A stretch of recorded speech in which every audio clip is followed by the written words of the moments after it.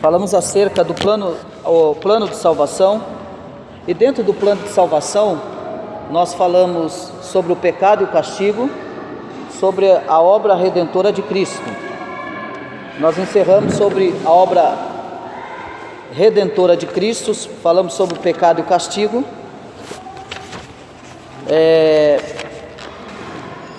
Falamos acerca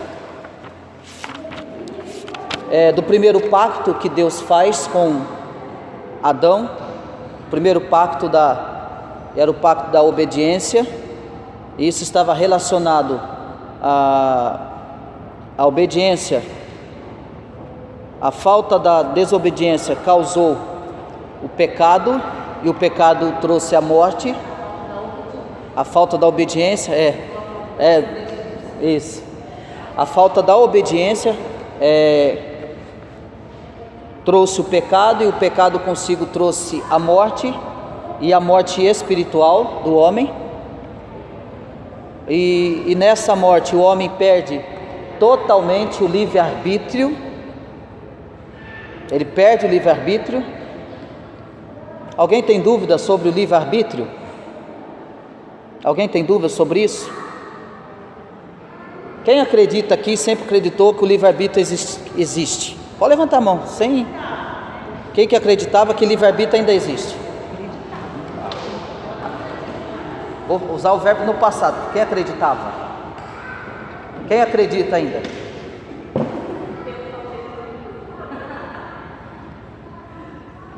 Então, o que é livre-arbítrio? Livre-arbítrio era a condição que Adão tinha de rejeitar, de obedecer ou não, de rejeitar o mal, a condição que nós não temos hoje. Adão, na sua natureza, sem ter cometido o pecado, ele tinha condição de obedecer, de fazer o bem. E obedecer está relacionado exatamente de fazer o bem, de praticar o bem. O livre-arbítrio está dentro disso. Ele tinha esse poder de fazer o bem, poder qual nós não temos hoje. Não, eu e você não temos, porque a nossa natureza é pecaminosa. A nossa origem é de raiz pecaminosa. A nossa procedência é de origem pecaminosa. Então, assim, a nossa natureza é totalmente pecaminosa. Então nós não temos mais esse poder que Adão tinha antes da queda. Ele desobedeceu. Então a consequência dessa desobediência, o pecado entrou. Então entrou a morte. E agora Adão se torna escravo do pecado. Ele não tem mais domínio, ele perdeu isso totalmente. E agora ele não tem mais condições de rejeitar, de não fazer, de não praticar o mal. O livre-arbítrio se perde na queda. O que entrou então? Entrou a livre-agência. O que é a livre-agência? Livre-agência é a permissão ou a vontade permissiva de Deus de nós agirmos das decisões que são tomadas, das escolhas que são feitas, e que Deus não vai interferir nas minhas escolhas. Porém, Deus sempre está no controle de tudo. A livre-agência, apesar dele não interferir na minha escolha, ele vai me responsabilizar por elas. Eu sou responsável pelos meus atos. Entenderam ou não? Isso se chama livre-agência.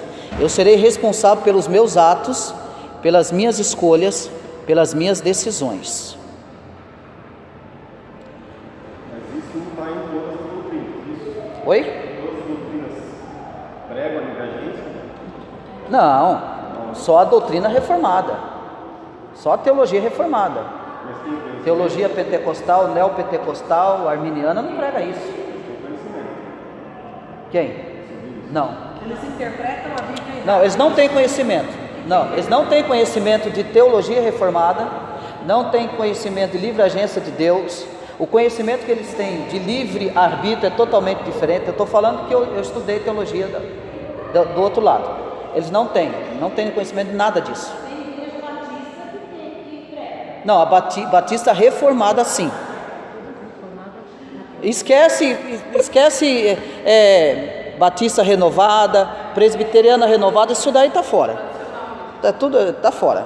Isso aí eles são quase dizendo que são como comunidades, quase neopentecostais já. Não tem nada a ver com a presbiteriana, com a batista tradicional, a presbiteriana tradicional. Essa que você vê renovada aí, cai fora. É a interpretação errada. Sim. Então a teologia reformada, sim. Por exemplo, vai falar de perseverança dos santos. Nós vamos falar no outro plano de salvação, vou falar de predestinação. E esse assunto de predestinação, pasme vocês aqui. Tem igrejas presbiterianas por aí que corre, que foge, não quer falar disso. Não fala, porque dá pano para manga. Só que aí vai um pouco da minha indignação, é da liderança que não se atém e não se prepara e não se dedica para alimentar a ovelha. Então o cara passa por cima disso aqui e se vira vocês. Aí algo que tem que ser do conhecimento nosso, presbiteriano, que tem que ser normal, isso tem que ser normal na nossa linguagem. Para muitos presbiterianos ele nem sabe o que é isso. Por quê? Porque quem está à frente não se preocupou de ensinar. Fecha aí a minha indignação, é isso. Você é prova, a gente conversou muito. Eu fiquei assim, o quê? Não tem berço presbiteriano, tá? É uma figura de linguagem. Mas ela nasceu no berço presbiteriano. Que dia que você ouviu falar disso? Uma vez na escola dominical, eu fiz uma pergunta para a pessoa que estava dando aula. Aí eu nem sabia, nunca tinha ouvido falar dessa palavra, predestinação. Aí eu fiz uma pergunta, a gente não lembra a pergunta que eu fiz. Eu só sei que ela falou, mas aí você está falando de predestinação. Eu falei, o quê? Aí, gente, mas causou uma confusão, acabou a aula. Acabou a aula. Porque a igreja se dividiu. Eu falei, gente, mas eu não sei, eu virei para trás, não sei nem quem estava caindo. Eu falei, não sei nem o que é isso, mas deu risada. Eu falei, olha a confusão que causou o negócio. Virou um furdunço, aí acabou, encerrou a escola dominical ali, então acabou. Foi um negócio horrível. Foi. Então, irmãos, tudo isso aí, irmão Emerson, não é do conhecimento de maioria das denominações aí que tem hoje. Não é. Ah, mas isso é bíblico? É bíblico, está na Bíblia. Aí alguém fala assim, mas predestinação não está na Bíblia. O Walter teve, né, Walter? Teve lá um trampo lá, e aí eu fui enviando para ele tudo de predestinação. E aí eu fui mandando para ele foi rebatendo lá. Por quê? Porque ele bateu no pé que não tinha. Não, que isso não existe. E aí outro problema, irmão, é a gente ler os textos fora de contexto, que às vezes vai entender, por exemplo, quinta-feira. Quem estava aqui na quinta-feira, quando Cristo, a gente estamos falando do Sermão da Montanha, eu estou falando sobre a lei. Quando Cristo fala que estão sujeitos ao fogo do inferno, aquele que chama o sermão de raca ou de tolo, né? Cabeça dura, né? Cabeça vazia, ou no seu original no latim e no grego, imprestável, né? Jesus falou que está sujeito ao fogo do inferno. Aí você vai olhar para aquilo ali, tá vendo? Falei que não tem predestinação. Você vai olhar para aquele texto e vai falar que não tem predestinação. Mas peraí, para quem que Jesus está falando aquilo? Ele está falando para os fariseus e escribas. Ele está falando para uma parte de judeus que realmente não vão ser salvos mesmo.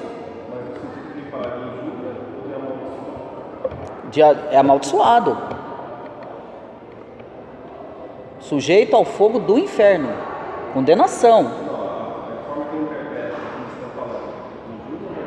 Quem interpreta? Condena essas palavras. que é condenatória. E que isso são gerados, e aí a gente falou antes, que isso são gerados através da ira. E aí a gente falamos acerca, Paulo vai dizer, ele não vai anular que o ser humano vai irar, mas ele diz: ireis, mas não pequeis, não se põe só sobre a vossa ira, né? Então, a questão da gente irar, a gente vai irar, mas não dê lugares ao diabo, Paulo vai dizer. Não dê vazão para a sua ira, não dê continuidade para a sua ira, não manifeste a sua ira, não externe a sua ira para prejudicar ninguém. É isso aí. Então a ira, ela vai trazer todos esses detalhes. Então, irmãos, nós falamos acerca do plano de salvação que Adão perde. Falamos por que Deus sabia que Adão ia pecar e Deus não impediu Adão de pecar. A resposta é que nós sabemos que o Criador, ele não estava alheio à situação, ele sabia que Adão ia pecar, ele estava no controle de tudo, e na eternidade ele já havia feito o plano de salvação, um novo pacto, um pacto da aliança, né? Ou seja, o pacto da aliança da graça. E esse pacto, ele então não é mais feito com o homem. O primeiro pacto, guarde isso, o primeiro pacto foi feito com Adão, tá? Na obediência. E agora esse pacto que Deus faz, ele faz com o próprio filho, entre ele e o próprio filho, que é o pacto da graça, que ele vai fazer para resgatar o pecador. Falamos acerca do pecado e do castigo, que falamos o que é pecado, é qualquer falta de conformidade com a lei de Deus, ou qualquer transgressão dessa lei, né, o pecado.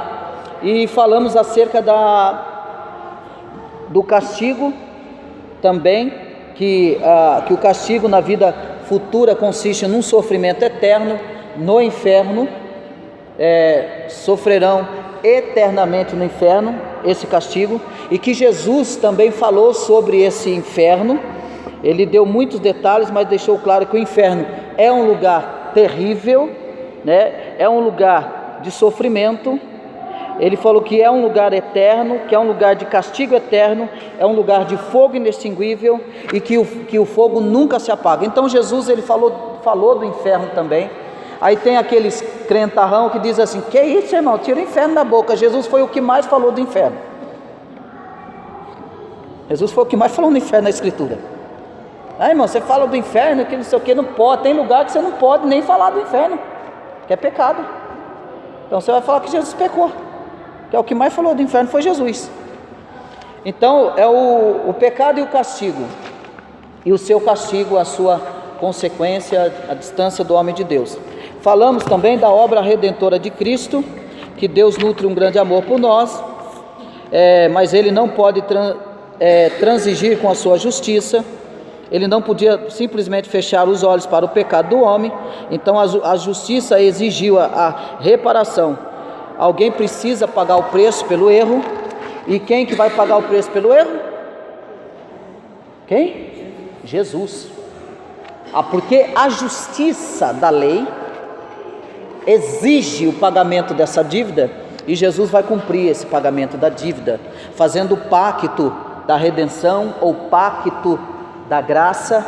E Jesus vai vir e vai tomar o nosso lugar. Na obra redentora Ele toma o nosso lugar, Ele tira você da linha do tiro e Ele se coloca no lugar seu, para assumir a sua dívida, a minha dívida, a nossa dívida. Então nessa obra redentora Ele faz isso. E é interessante que Ele faz isso porque Ele quer. Todo o caminho do Evangelho, dele ser levado a Pilatos, Herodes, e vai e vem, ele é condenado, ele é injustiçado, tudo aquilo não é os homens, mas tudo aquilo é voluntariamente, porque ele quis. Ele vai para a cruz porque ele quer, porque Deus amou, que enviou o seu único filho.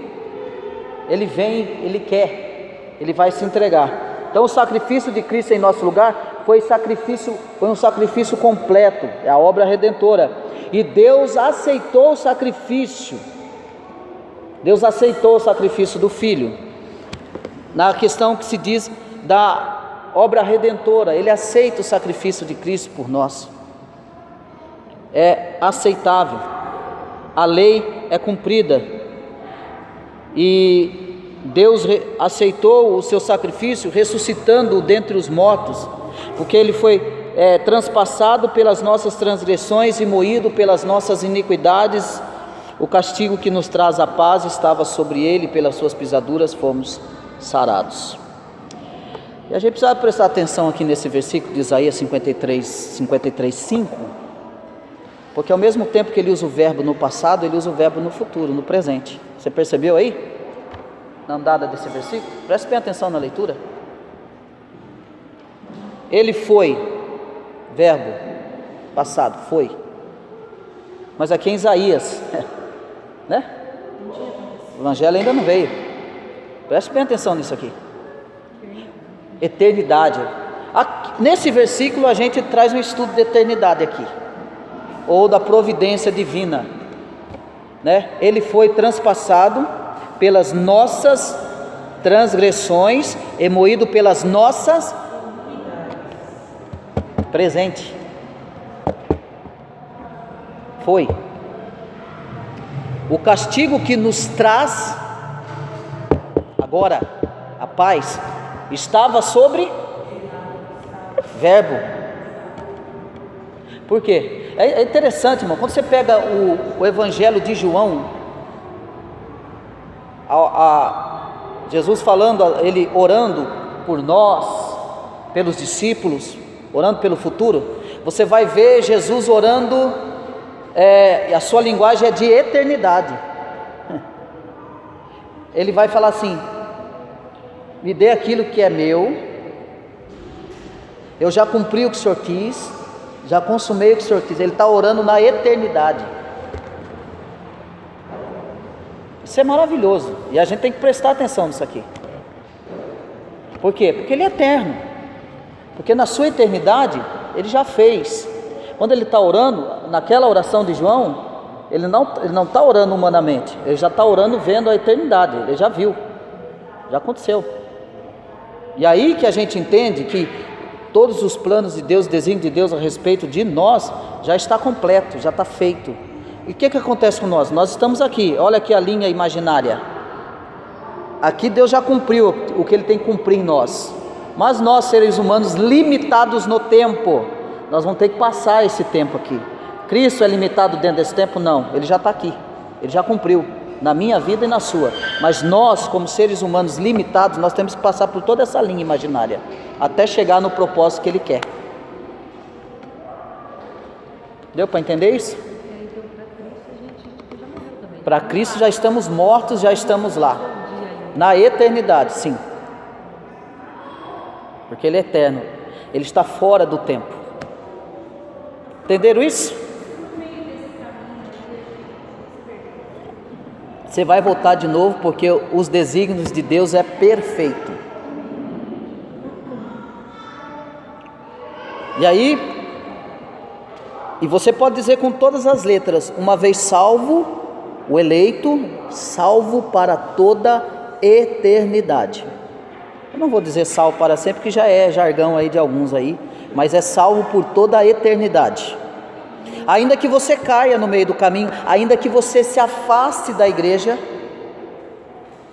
mas o eleito de Deus, ele pode se afastar da igreja. Isso é a perseverança dos santos. Eu não estou falando aquele que se afasta da igreja hoje, amanhã está no boteco, não, está na balada, está na boate. Isso não foi salvo, esse nunca foi salvo. Eu estou dizendo do eleito que ele até afasta, porque acontece no meio do caminho desilusão, tristeza, decepção, e o eleito, ele pode se afastar da igreja sim. Eu não estou falando aquele que afasta hoje, amanhã está fazendo tudo errado, nunca se converteu, sim, ele se afasta da igreja, mas ele não perde temor, ele não vai abraçar o mundo, ele não se sujeita ao mundo, ele permanece na sua casa, e na sua casa o próprio Deus, e aí eu digo para você, não mexa com ele, o próprio Deus vai tratar ele ali e vai trazer ele de volta para o convívio da igreja. Fique tranquilo, pode ficar tranquilo, Deus age assim. A gente mesmo tem um momento de transição de igreja, quando a gente saiu do pentecostal. Transição. Aquela confusão na Foi uma confusão. A gente ficou um tempo ali, tipo, em casa, assim, Fiquei em casa de sabatina. Sim. Não desviei, não fiz nada. Momento certo, no momento certo, pronto. Agora, irmão, você me desculpa, mas aquela pessoa crente que sai da igreja hoje, a mãe já está enchendo a cara, nunca se converteu na vida. Isso é desculpa para boi dormir. Mentira, nunca se converteu. Não há temor, não há regeneração. Tem um amigo assim, uma grande decepção na igreja. É crente que é a mulher que vai na igreja. Eu falei para ela, irmã, fique em paz, Deus vai trazer de volta. Ah, ele está fazendo isso, ele está fazendo aquilo, ele está fazendo aquilo. Ele fica vendo os irmãos que pregam reformados no YouTube. Ele fala, eu quero uma igreja dessa, mas aqui não tem. Então ele ficou desiludido, né, com essa igreja pentecostal. Então isso acontece, é possível isso acontecer sim. É possível isso acontecer sim. E isso pode acontecer, mas os eleitos de Deus, eles retornam. Isso pode acontecer. Mas isso eu não estou dando pé para você ficar em casa não, tá, irmãozinho? Não pega isso aí não de carona não. Ah, então eu vou ficar em casa então, porque eu estou desviado. Essa palavra desviado não tem nem na Bíblia. Eu não sei onde arrumaram esse negócio. Para crente não serve isso.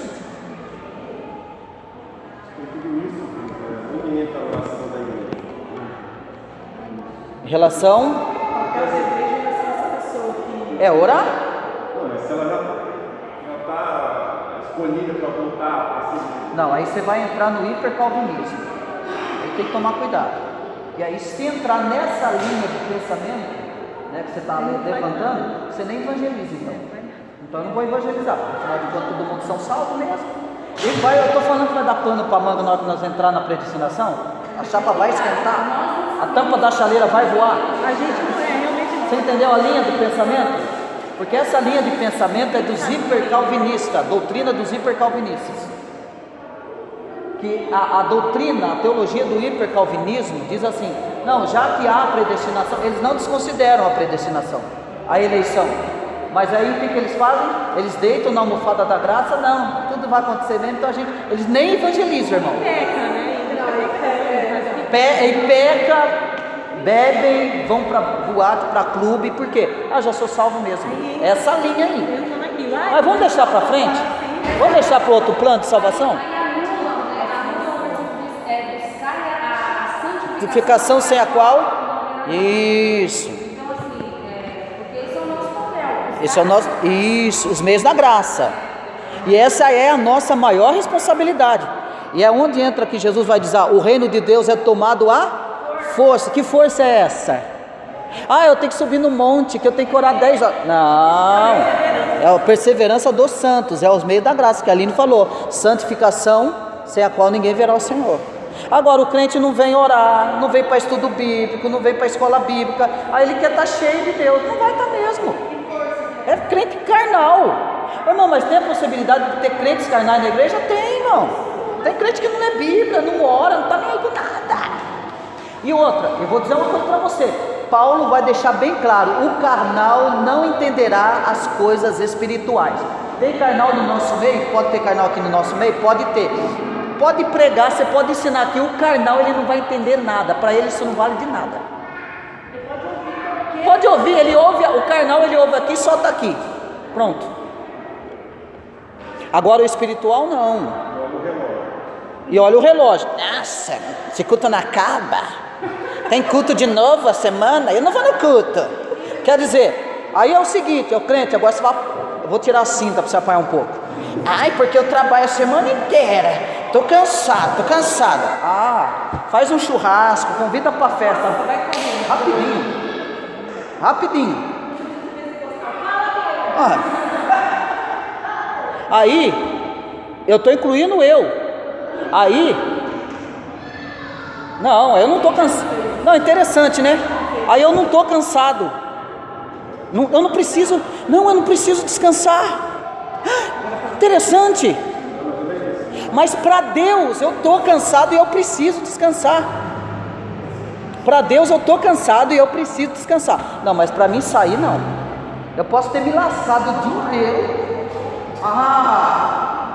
Surgiu um negócio que vai afagar meu ego. Não penso duas vezes. Na hora eu vou. Eu mereço, né? Afinal de contas eu trabalhei tanto, eu mereço. Mas vamos. Isso é um problema. Aí eu vou ter que concordar com o Marco Feliciano. É um problema de fabricação. No caso, quando a gente está no Espírito, a palavra de Deus, ela vem de encontro com a gente, a hora passa, a gente não vê. Não vê. Quinta-feira mesmo, foi o que aconteceu isso. A gente estava tão empolgado aqui naquele estudo, quando foi ver, a gente tinha passado ao horário, eu nem percebi que a hora tinha passado. Mas isso que o Senhor nos ajude. E na questão de entender, de não ser carnal e de ser espírito, por que as pessoas entendem? Bom, tem 2 testemunhos do estudo de quinta-feira que vocês vivenciaram, não foi? A dona Lúcia vivenciou, o Espírito Santo lembrou ela do estudo de quinta-feira, ela na hora, ela entrou no caminho, tudo deu certo. A Patrícia também entrou, eu peguei, falei, lembra do estudo de quinta-feira? Opa, lembrei. Então pronto, está tudo certo. Então precisa ter essa percepção. Se você estiver na carne, irmão, eu vou falar uma coisa para você, em nome de Jesus, não venha na carne que você não vai entender nada. Mas aí eu vou dizer, vem assim, porque uma hora o Espírito Santo vai te dar um tapa e se acorda. Vai, desperta tu que dorme, Cristo te esclarecerá. É bem por aí, vai fazer isso aí. Mas vamos lá, então, nós vamos falar hoje do arrependimento e fé. Eu quero ver se eu já dou uma pincelada aqui já no plano, no outro lado da salvação aqui, que nós vamos falar da predestinação e chamado para a salvação. O arrependimento e fé está na página 56. Jesus sofreu o castigo que nós deveríamos sofrer. Ele pagou pelos nossos pecados. Ele é o único meio de salvação, o único caminho para o Pai. E não há salvação em nenhum outro, porque debaixo do céu não existe nenhum outro nome dado entre os homens, pelo qual importa que sejamos salvos. Mas a salvação não é automática. Para ser salvo, o pecador precisa arrepender-se dos seus pecados e crer em Jesus Cristo.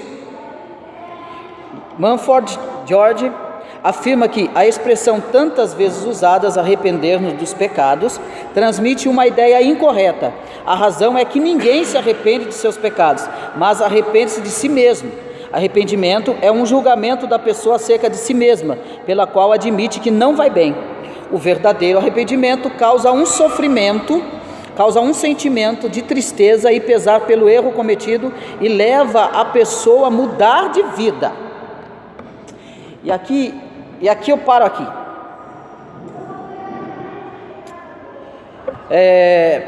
Então a conversão consiste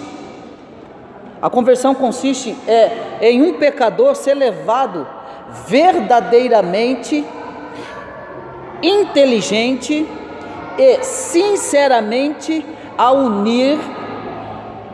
unir-se, a se sujeitar-se à vontade revelada de Deus no que diz respeito à sua salvação. Então, o verdadeiro arrependimento causa um sentimento de tristeza e pesar pelo erro cometido. Esse é o verdadeiro arrependimento. É isso que deve gerar em nós. A obra da regeneração deve gerar isso em nós. Então, no momento da conversão, é produzido na consciência do pecador. No momento da conversão é produzido na consciência do pecador convicção de pecado, e um conhecimento da verdade de Deus. Então ela é concedido à sua compreensão. Vou repetir: um conhecimento da verdade de Deus é concedido a compreensão do pecador. Por que o pecador compreende? Porque a graça concede essa compreensão. É concedido ao pecador para que ele compreenda e entenda. Porque nem isso nós temos a condição de entendermos que somos pecadores. Ah, como assim? No Antigo Testamento, por que é que Deus deu a lei para o povo? Porque o povo não tinha, no Antigo Testamento, eles não tinham conhecimento de pecado, eles não sabiam o que era isso. Não tinha lei, tudo podia, tudo era válido. E garanto para você que isso era o desejo de muita gente hoje, né? Não tem lei nenhuma. Entra todas essas leis também, do casamento, que eles vão apontar a lei, vão falar de Moisés, Moisés deu carta de volta, entra para todos esses ritmos aí, por causa do costume e da cultura do Antigo Testamento, viu? Sim, sim. E por que a lei veio para o povo? Para pôr a casa em ordem.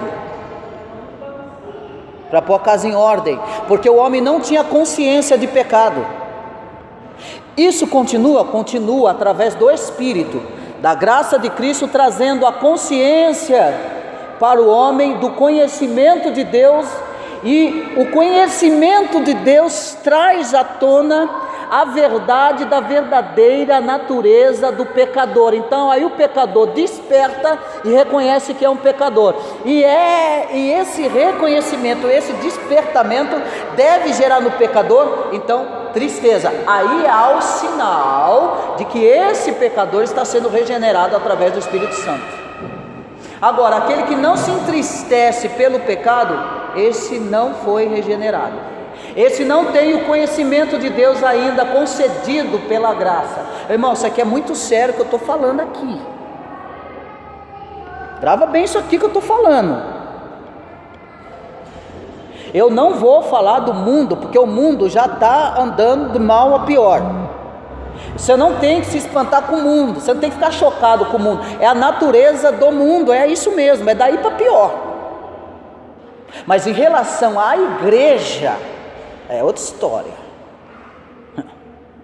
Tem o regenerado, eu tenho o não regenerado. O regenerado, lembra? Vamos lá, vou refrescar a memória de você. Isso, dona Luz, qual é o estudo bíblico? Pronto, é isso, as bem-aventuranças. O regenerado se entristece quando peca. Ele tem conhecimento e consciência que pecou. Às vezes ninguém sabe que ele pecou. Eu não vivo com você dentro de quatro paredes. Eu não sondo os seus pensamentos e intenções do coração, mas Deus sabe. E naquele exato momento, o regenerado, ele se entristece e chora e tem pesar do seu pecado. Ele não é feliz porque está cometendo coisa errada. Ele não é feliz. A palavra dele é: eu preciso mudar, eu tenho que mudar. Isso é consciência de pecado. Mas o não regenerado que está inserido dentro da igreja, esse nunca se entristece com o pecado e nem reconhece que pecou. Por quê? Porque ele não tem a consciência do conhecimento de Deus concedida a ele. Ah, vai gerar arrependimento nele? Não. Isso é forte, irmão. Quando a gente peca, o regenerado, cara, peca, ele se sente muito mal. Muito mal. Isso, e que isso em nome de Cristo sempre aconteça, esse sentimento de estar mal, porque errou, porque pecou. E o pecado aqui, é pecado assim, de você ter algum problema em casa, ou de você magoar alguém, de você falar palavras que você não gostaria de falar, e solta por causa da ira. Entendeu, irmão? É tudo isso. É tudo isso, gera tudo isso aqui. Então, o pecador é conduzido ao seguinte ponto. Então ele chega a uma decisão final que envolve de imediato uma firme aprovação do entendimento em um ato de fé. Então uma firme aprovação do entendimento, ele vai gerar um ato de fé em um total consentimento de sua vontade, em um ato de escolha deliberada. Então isso vai gerar a fé no pecador. Isso gera fé no pecador. O verdadeiro arrependimento causa um sentimento de tristeza e pesar pelo erro cometido e leva a pessoa a mudar de vida. E aí que vai aquela história, a pessoa fala, você se arrependeu, mas nunca muda de vida. Isso não é arrependimento. Fulano, você está arrependido? Eu estou arrependido, mas nunca mudou de vida. E aí nós vamos entrar. Arrependimento é mudança de vida. Aí eu andava aqui, eu vou andar para cá. É isso. Então quando você ouvir as pessoas dizer, eu estou arrependido, e continua fazendo a mesma coisa, isso aí nunca teve arrependimento na vida. É por isso que eu falo, a conversão não é para qualquer um, não é para quem quer. A conversão não é um título, não é um título que se coloca no carro, não é um título que eu carrego na testa, não é um título que eu vou lá para a marcha de Jesus, eu sou cristão. A conversão, ela vai muito além daquilo que nós pensamos e imaginamos. A conversão é de dentro para fora, não é de fora para dentro. A conversão é séria, a conversão é pesada, a conversão é exigente.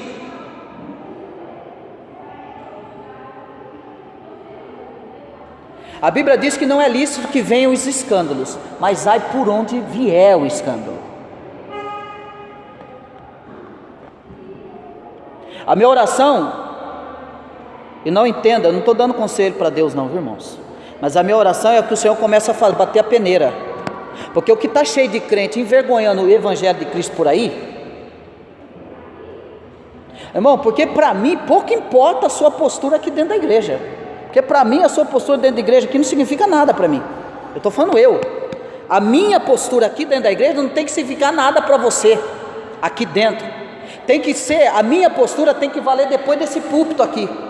A minha vida tem que valer depois desse púlpito. A minha vida tem que valer lá dentro da minha casa, diante dos meus filhos, diante da minha esposa. Aí a minha postura de cristão tem que valer. Aqui dentro é muito fácil ser crente. Aqui qualquer um é crente aqui dentro. É bonitinho aqui dentro, não é? Bonitinho, olha aí como é que eu estou bonitinho. Camisão, sapato social, calça social, falando a linguagem cristã, mas a minha vida tem que valer daqui para fora, diante da sociedade, diante dos meus filhos. Isso que é conversão. Isso é conversão. Conversão aqui dentro é fácil. Aqui é fácil ser crente. 2 horas aqui, taca a máscara. Tem uma máscara ali fora, uma roupagem de crente. Pega ela e coloca aqui dentro, ninguém vai perceber. Eu quero ver depois lá fora. Eu quero ver você olhar no olho do teu filho falar, pai, mãe, você é crente mesmo. Aí que está os princípios para o filho, porque é uma besteira, uma imbecilidade, o pai ou a mãe, os chefes de família que são responsáveis também pela vida cristã dos filhos, achar que o que vai deixar para o filho, eu tenho que deixar carro, casa, terreno, que é isso que eu... Não, senhor, quem falou isso para você? Isso é besteira.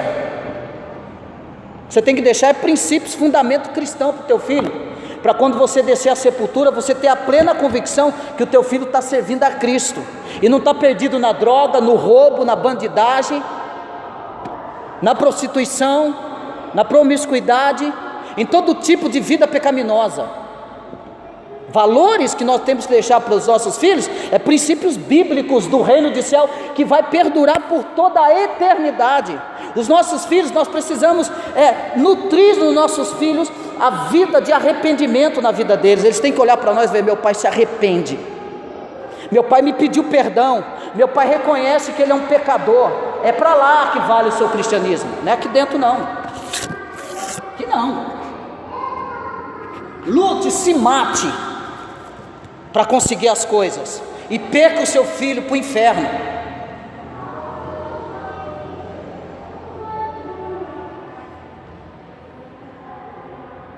Porque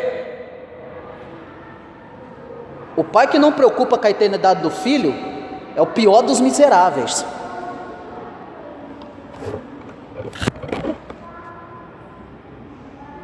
Como é que o meu filho vai se arrepender se ele não vê arrependimento no pai? Como é que o meu filho vai abrir a boca e pedir perdão, se ele não vê o pai dentro de casa pedindo perdão para nada? O pai erra com o filho e não consegue pedir perdão para o filho. A mãe erra com o filho e não consegue olhar na cara do filho e pedir perdão. Sabe por que é isso? Falta de evangelho, falta de arrependimento, não entendeu ainda. Cristo precisa trazer a consciência dele: você pecou. Mas como não há o consentimento de pecado no coração, o arrependimento não está sendo nutrido, ele não vai conseguir pedir perdão para ninguém. É o maior dos egoístas, sem evangelho.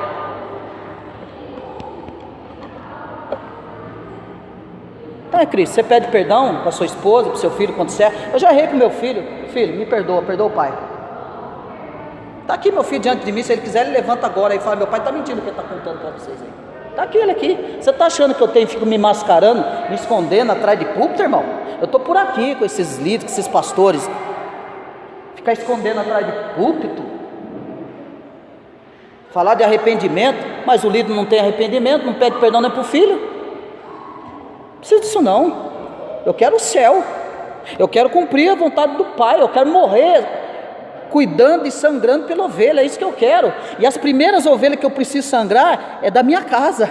Se eu não salvar a minha casa, eu vou salvar quem? Se eu não pregar arrependimento para a minha casa, eu vou pregar para quem?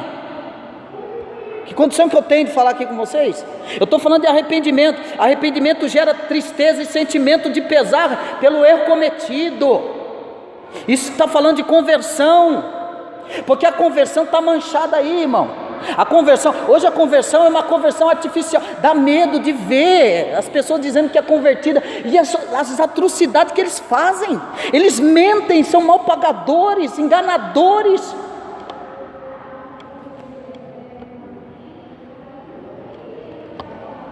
Não são modelo e nem padrão de família. Famílias destruídas, famílias que vêm 2 horas de culto aqui, chega em casa é um inferno. Não dá para pegar, viu? Vocês vizinhos que não são, olha para aquela família, é o padrão. Não dá para fazer isso hoje, está difícil fazer isso hoje, porque os outros olham para aquela família que vai para a igreja toda semana. O quê? Para a igreja dele? Vou nada. Ser crente que nem ele? Vou nada.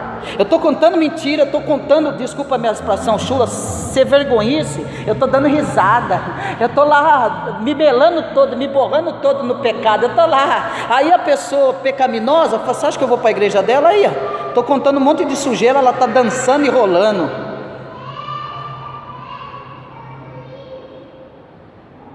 Os nossos filhos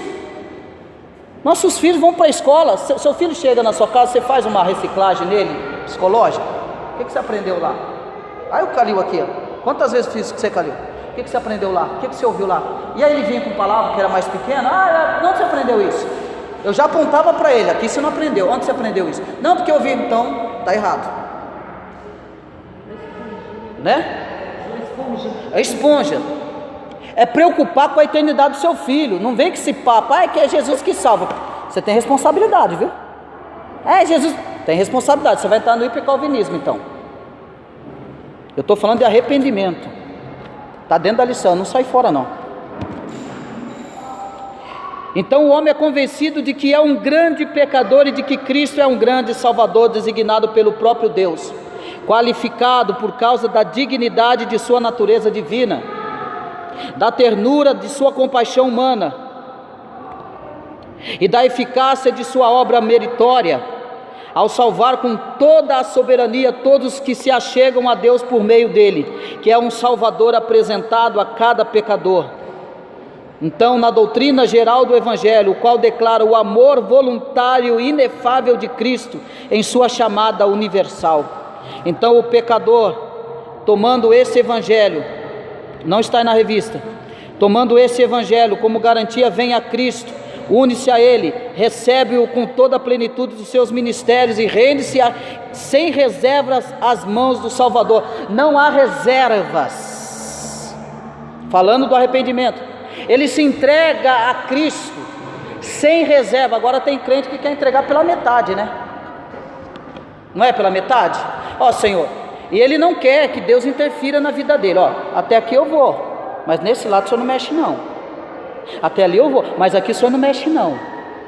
E aonde que ele vai mexer? É onde que mais vai doer. É onde eu não quero, é onde ele vai mexer. Quanto mais eu apontar aquilo que eu não quero, é exatamente ali que ele vai mexer mesmo. Eu lembro que eu jamais queria vir desse lugar. Nossa. A Neide já foi para lugar comigo que ela não queria, para cuidar de igreja. Para cuidar de igreja. Irmão, eu entendo a minha esposa. Pensa numa mulher, eu não sei, mas Deus chamou, casou comigo, filho. Agora eu estou nesse plano, então você vai abraçar o pacote, né? Não casa com o marido, casa com a família inteira, é desse jeito. Você casou comigo, casou com a família inteira e com o pacote que Jesus já tinha preparado para mim. Essa é a quarta cidade que eu mudo para cuidar de igreja. A Neide odiava interior. Olha onde eu fui dirigir igreja, Arthur Nogueira. A cidade nem ônibus tem, tão interior que é. Não tinha uma alma viva na rua, nada, parado. Viveu em São Paulo, Guarulhos. Eu também amo capital, eu não gosto de interior, irmãos. Eu não gosto, nunca gostei de interior, nunca. Mas e aí? Deus vai na contramão minha. Eu não gosto de interior. Eu falei, meu Deus, eu quero ir embora para a capital. Por várias vezes eu falei para Ney, vamos embora para Guarulhos, Ney. Eu gosto da agitação da cidade, eu não gosto de interior. Mas aí o que Deus faz? Deus vem na contramão, sempre. Eu nunca saí dos interiores, irmão. Outra coisa também, Deus sempre às vezes faz aquilo que você não quer mesmo. Não quer. Você Que não quer. Você imagina uma coisa totalmente diferente, e aí Deus fala, não é isso que eu tenho para você. Tem para você outra coisa que é o que você não quer. É o que não quer. Então, o arrependimento, ele está inserido de você se entregar a Cristo sem reserva. A regeneração, a conversão, ela gera esse sentimento de entrega completa a Cristo. Quando há reserva, e por que há reservas em relação a Cristo e o seu reino? É quando ainda as coisas, eu amo mais a mim mesmo, eu amo mais as minhas coisas do que o reino. Eu ainda amo muito mais a mim mesmo do que a Cristo. Não é que eu não ame a Cristo, mas eu não amo a Cristo ainda o suficiente para abrir mão. Aí eu vou a Cristo com reservas. A conversão vai tirar isso. Ela deve tirar isso de nós. Quanto mais, mas ela tira assim no passe mágica, não. Isso é o processo da regeneração. Quanto mais eu vou me entregando, como a Aline disse, buscar a santificação. Quanto mais eu vou buscando, mais eu vou me libertando das minhas paixões e reservas. Quanto mais eu vou me livrando de mim mesmo, mais eu vou me entregando a Cristo. É isso. Tem jeito, falou para mim, como é que você aguenta? Eu já perdi móvel, irmão, já perdi móveis novos, já perdi tanta coisa. Eu fiz um quadro para Neide, eu perdi um quadro que eu fiz de formol, talhei. Quando a gente namorava ainda, talhei, de madeira maciça, talhei tudo, fiz. Dia dos namorados, não tinha dinheiro, tinha dinheiro, fiz na madeira lá, teci, perdi, ficou lindo. Roubaram, perdi meus móveis, perdi muita coisa já, irmão. E pergunta pra mim se eu tô mal. Eu nunca liguei, gente. Por incrível que pareça, tá aqui, eu nunca liguei pra nada disso. Sério, o que vier é lucro pra mim. Sem reserva. Sem reserva. Ir para Cristo sem reserva. É entender isso. Pode.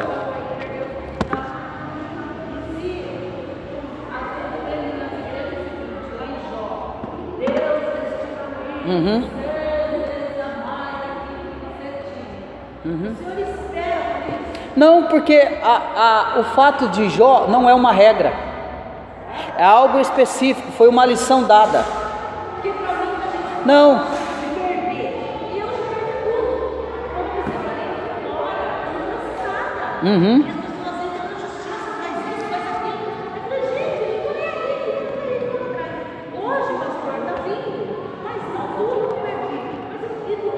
Exatamente, tem que perder isso.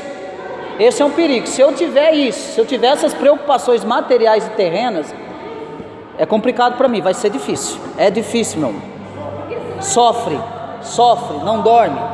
Irmão, eu não estou anulando, presta atenção, eu não estou anulando que você não é pecado. Você pode ter um bom carro, você pode ter a sua casa. Eu pretendo ter a minha casa própria. Eu tenho, é um desejo que eu tenho. Eu pretendo ter o meu carro para eu dirigir, eu pretendo. E quando eu tiver a oportunidade de lutar por isso, eu vou. Dessa casa própria nem já desistiu. Não, porque a gente já chegou quase perto da chave da casa. Aí Jesus fala assim: não é agora ainda, volta para trás. É que a gente não tem, né? Não tem parada também, né? Eu falo pro Valtair ontem, né, Valtair? Valtair, eu não sei se Deus vai me dar casa não, porque eu tô aqui, amanhã eu tô em outro lugar, eu não sei quando eu vou. Não. E às vezes as pessoas não vivem o que ele tem no curso, por quê? Porque ele não quer mais e mais. Então, mas é porque o amor dele ainda é muito nele, nas coisas dele. Eu só vou descansar quando o meu amor estiver completamente em Cristo. Aí tudo para mim é consequência, é lucro. Se não vier, tá bom. Se vier, glória a Deus. Tá tudo certo para mim. Tá tudo certo. É aquilo, né, que você falou, aquilo que a gente, se a gente puder deixar, lógico. Se puder deixar, eu não estou anulando. Não estou anulando. A maior herança é... Eu sei irmãos aqui que estão pagando casa. O nosso irmão Valtair está lá construindo. Glória a Deus. Eu falo para o Valtair, graças a Deus, irmão. Graças a Deus, eu louvo a Deus por isso. Tem irmãos aí que estão lutando para... Eu com o Noel, outro dia nós estávamos conversando de comprar aí um terreno junto, né? A gente pensa, eu não estou anulando essas coisas, glória a Deus por isso. E nesse outro lado, como pai, como mãe, é lógico os pais, eu não estou anulando essas coisas. Você querer deixar seu filho bem, eu não estou anulando isso, não é isso. Só que isso não é o fim. Não é, né? Não estou anulando isso, porque eu quero, além de deixar a vida cristã minha para o meu filho como legado, eu quero ter a oportunidade de deixar algo para o meu filho. Sim, isso não é pecado, mas eu estou falando para você não ficar bitolado, idolatrando isso. Aí você só vive em torno disso, isso que é o perigo, né? Aí você vive em torno disso, aí você não vive, você vegeta, você é um cristão vegetativo, entendeu? Eu não estou anulando essas coisas, porque não é pecado, você pode deixar assim, porque eu não vou fazer, porque é o seguinte, irmão, do conceito que eu vim, da teologia que eu vim, os crentes não podiam nem estudar, entrar em faculdade, que era pecado. Da teologia que eu vim, a teologia pentecostal, era assim. Você não podia ir no cinema, você não podia fazer nada. Eles não incentivavam você a estudar, a você fazer faculdade, não existia incentivo nisso. Glórias a Deus pela presbiteriana, que sempre investiu no ensino catedrático dos crentes, né? As nossas crianças são ensinadas, não são, são ensinadas, entendeu? Então há vazão por isso, mas o que tem que acontecer, irmão? Você tem que ter todas essas coisas, mas tem que ter equilíbrio. Você não pode amar mais as coisas do que a Cristo, você não pode amar mais você do que a Cristo. É ir a Cristo sem reserva. Então o que acontece? Isto é conversão. Então, ele se une. Então, ele é justificado, ele é santificado de acordo com os termos da aliança eterna. Isto é conversão. E isto assegura a salvação de um pecador. E nada menos do que isso pode assegurá-la. Deve haver uma anuência inconfundível à chamada do Evangelho. Uma resolução final, primeiro por parte do entendimento, depois por parte da vontade, crendo ser absolutamente certo que Jesus é o Cristo. Tem que ter o entendimento, depois a vontade. Você tem que ter vontade, você tem que querer também,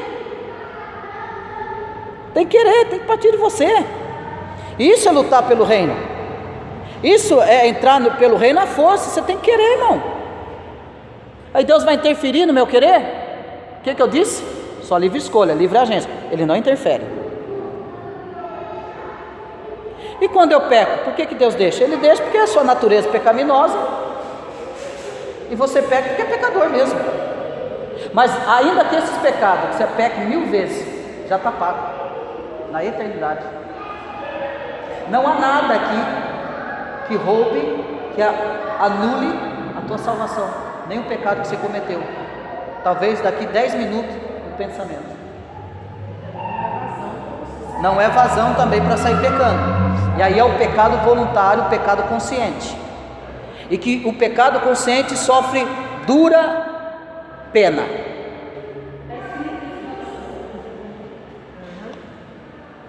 Dura pena.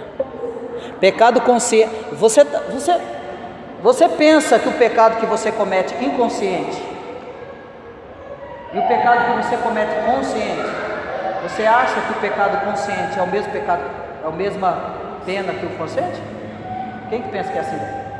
Não, sim.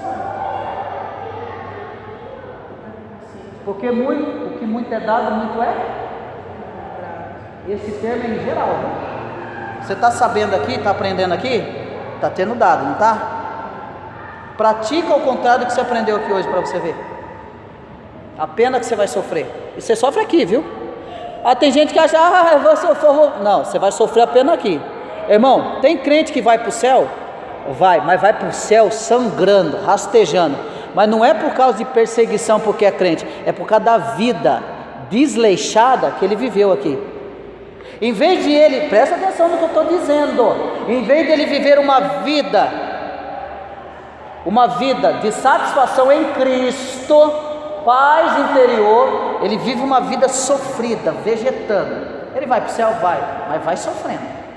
Ele poderia muito bem desfrutar da graça de Deus aqui agora, diante das provações, mas ele vai sofrer por causa do desleixo no cristianismo dele. Você já parou para pensar nisso? Aí você vai me perguntar assim, mas por que eu sofro tanto? Dá uma olhada na sua vida. Consequência do seu pecado, consequência por que Jesus não está me vendo? Por que eu não... olha para a sua vida. E a gente tem que ter a facilidade de querer culpar Deus, né? A situação, não, sou eu mesmo, culpado é eu mesmo. Fale.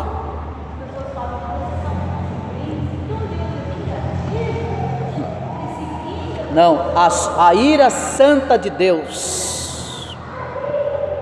Mas aí também tem aquela questão. E aí, tem uma questão aí. Eu tô passando Fala mais alto, Manete. Passando uma luta. Então você tem que É o diabo, tem outro lado. Não é isso também. Eu acho que passa porque Deus permite. A consequência, sobre a consequência como uma disciplina. Isso. Pai corrige o que ama, isso mesmo. Você está perdendo porque você errou. É. Você está recebendo isso aqui porque você Errou nisso aqui. E temos que tomar cuidado e tem que haver um equilíbrio. E a minha esposa apontou muito bem de coisas que nós estamos sofrendo. Não, mas aí eu estou falando do desleixo. Não estou falando do pecado, do sofrimento por Cristo, nada disso. Do sofrimento por Cristo eu vou ficar doente, eu vou ficar mal, eu vou perder coisa por amor a Cristo. Isso vai acontecer.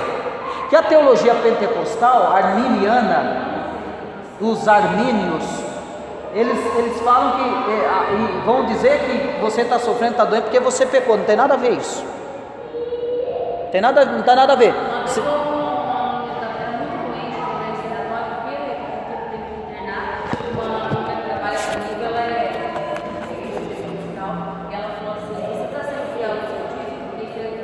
Aí, Deus está também cobrando por isso, se você está ficando doente,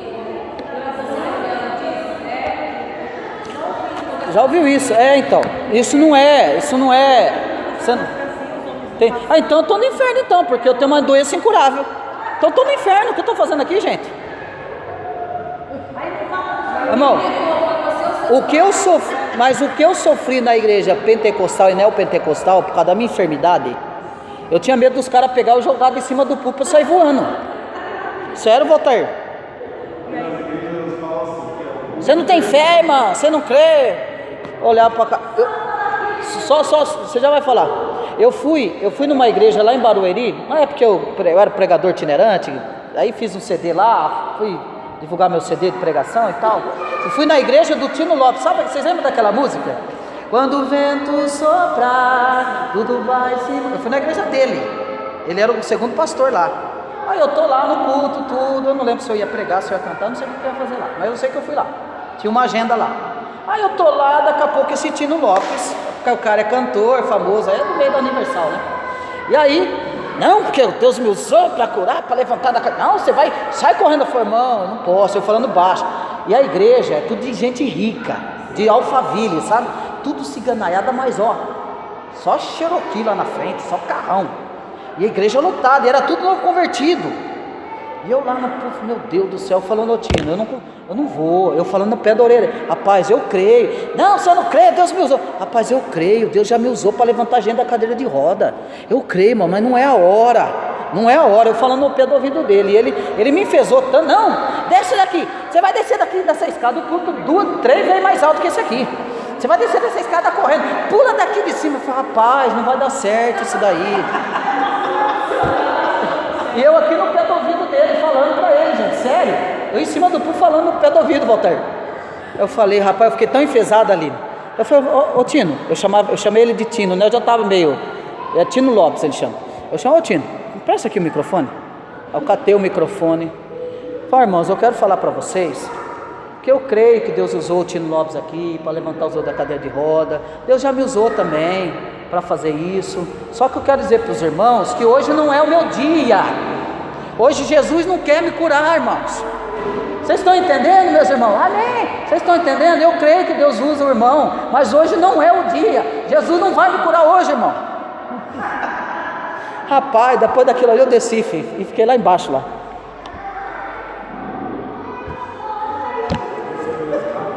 Desci pela escada ajudado ainda. Ajudado. O cara deve ter ficado muito macho comigo, né?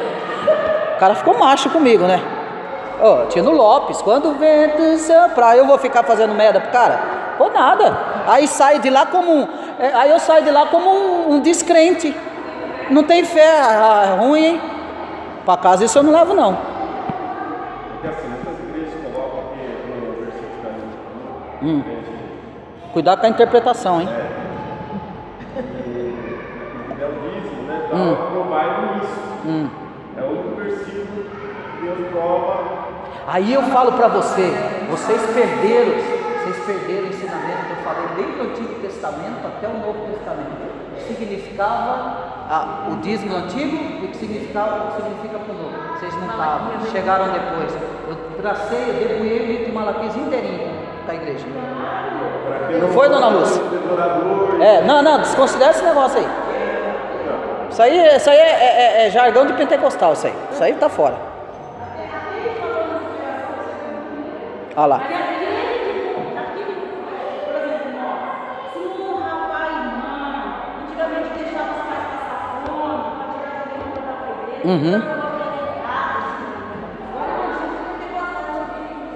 Totalmente diferente. Vai falar. Nós vai falar sobre o dízimo. Nós vamos entrar aí. Vamos relembrar. Mas vamos lá, irmão. Então, mediante o arrependimento, o pecador se desvincula da velha vida, dos tempos da ignorância. O filho pródigo, nós já conhecemos a história do filho pródigo, que narra, né, a sua consciência de pecado e o seu arrependimento. Todos conhecemos essa história do filho pródigo. Ali é uma história belíssima de arrependimento também. A gente pode extrair desse estudo, apesar que ali vai estar mostrando, né, o filho pródigo está inserido nas parábolas da graça de Jesus, da dracma perdida, da ovelha perdida e do filho pródigo. São um conjuntos que vai trazer um ensinamento sobre a graça de Cristo ali, tá? Essas 3 palavras, elas são uma conjunção de as 3 parábolas da graça. Não tem nada a ver, deixa eu falar, ele lembrou, não tem nada a ver com desviar, tá? É outra coisa. E aquela música Era Sem Ovelha lá no aprisco tá todinha errada. Seríssimo. Pronto, eu falei, eu desabafei. Aquela sem ovelha está errada. Mas, você vindo para o contexto bíblico, não tem nada a ver com a música. Desabafei.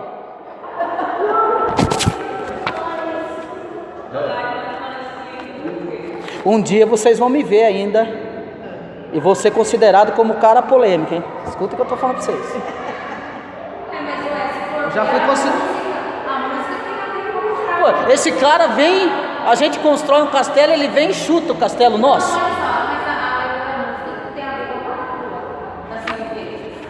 Aonde que está? Eles juntos na Cristo. Aonde que está errado? Mas no outro dia eu vou mostrar para vocês detalhadamente. Detalhadamente. Mas vamos lá. Ah, eu mando. Agora nós temos um canal no YouTube.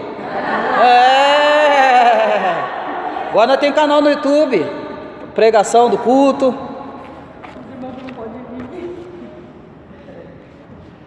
Além de se desvincular da velha vida através do arrependimento, o pecador precisa crer em Jesus e receber. Então, falando do filho pródigo lá, ele se arrepende, né? Vem a consciência, ele se lembra, né?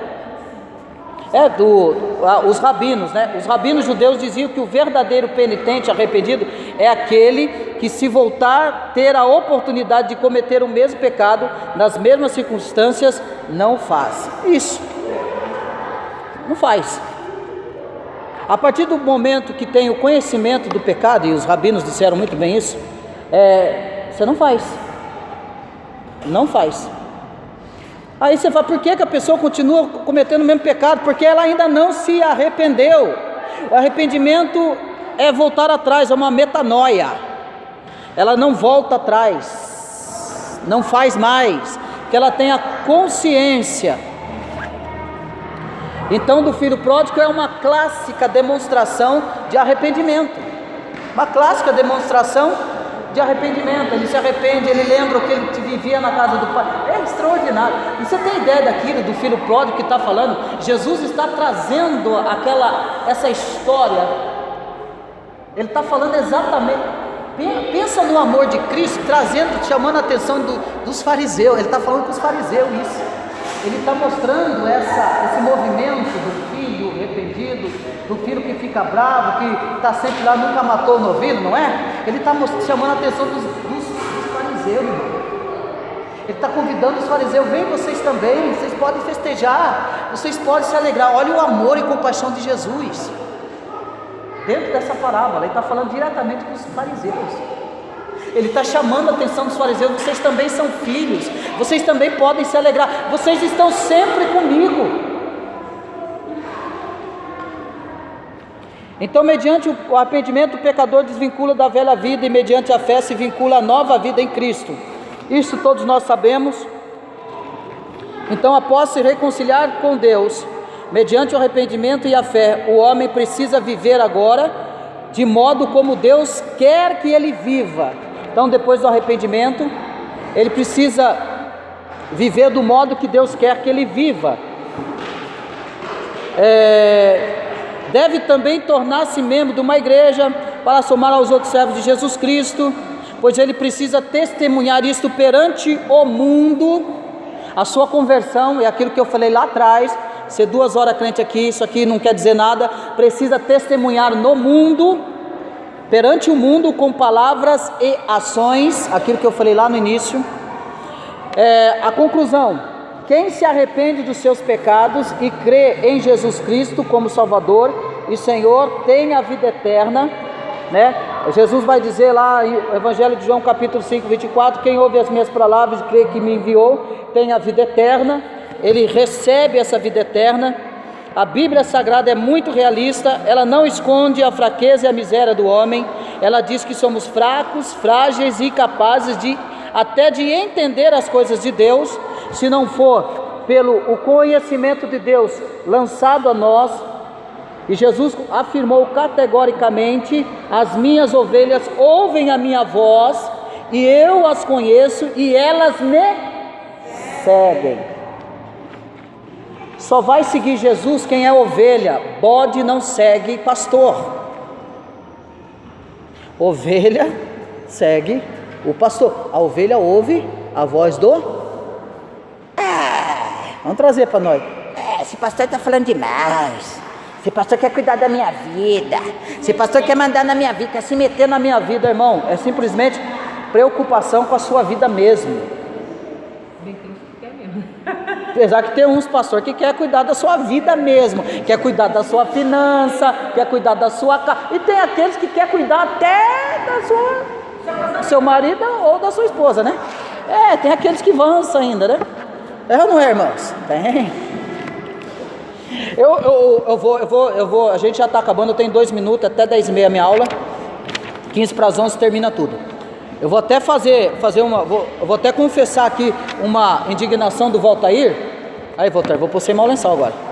Ontem a gente estava conversando, assim que a gente terminar a nossa inauguração, eu quero fazer um dia ou 2, um encontro de casal, irmão Lália, mas não de janta, nada, é só um coffee break. E esse encontro de casal não vai ter criança, nada, é para vir com os 2 peitos no pé, tanto da esposa quanto do marido. O Walter falou assim, mas não pode não, porque tem muito pastor que faz encontro de casal, só fica puxando sardinha para as mulheres. Pode ficar tranquilo, com certeza tem algum problema aí. Então nós vamos fazer um encontro de casal, é coffee break. Vai ser um encontro de casal de perguntas, sem você colocar seu nome. E nós vamos expor o papel da mulher e o papel do marido no casamento. Eu vou vir com dois pés e com 2 mãos no peito, sem dó. Você não vai sair daqui falando que eu defendi a mulher ou defendi o homem. Tudo bem, irmãos? Vocês oram por isso? Orem por isso, que eu pretendo, depois da inauguração, tudo, que a gente encerrar, fazer um encontro de casal aqui, mas não um jantar, um coffee break, uns intervalos, mas nós vamos tratar sobre o papel da mulher cristã, do marido cristão no casamento. Vou dar questionários, vocês vão escrever no papelzinho, não vai pôr nome, vai colocar na urna, e eu vou escolhendo, vou pegando as perguntas, e nós vamos sentar e vamos debater essas perguntas. Pode ser de fora, pode convidar as pessoas de fora, vai ser o negócio, vai. Eu acho melhor nós homens já comprar a florzinha para deixar lá em casa, para quando ela chegar já com bombom. Eu também. Flor não. Então, irmãos, nós podemos ter a plena certeza e absoluta do cumprimento das promessas de Deus, que Deus nos faz em sua palavra. O caráter de Deus paira acima de toda a suspeita. Ele é justo, Ele é santo, e a palavra de Deus é tão digna de confiança quanto ao seu caráter. Deus não é homem para que minta, nem filho de homem para que se arrependa. Então, graças a Deus por ter a certeza e a segurança da salvação. A nossa certeza não se baseia nos nossos méritos, mas em Jesus Cristo, que afirmou: o que vem a mim, de modo nenhum lançarei fora. Então fique tranquilo, você pode dormir pecador, vai acordar pecador, mas não perdeu a salvação, tá? A pregação arminiana você dorme salvo e acorda perdido. Isso não existe. Você dorme salvo e acorda salvo até Jesus vir, até Jesus puxar sua senha e falar: vamos embora. Tudo bem? Deus abençoe os irmãos. Semana que vem